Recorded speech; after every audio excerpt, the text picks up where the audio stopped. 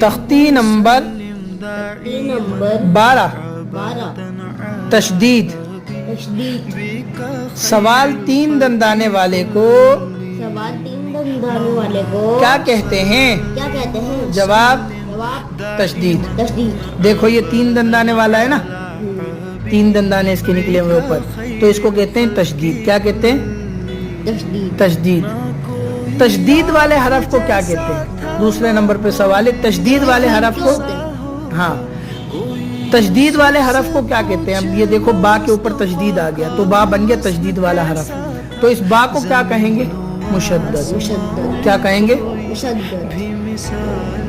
تشدید والے حرف کو کیا کہتے ہیں؟ جواب مشدد۔ جواب سوال تشدید والا حرف کتنی مرتبہ پڑھا جاتا ہے؟ تشدید والا حرف یہ ہے، دیکھو با ہے، تا ہے، سا ہے،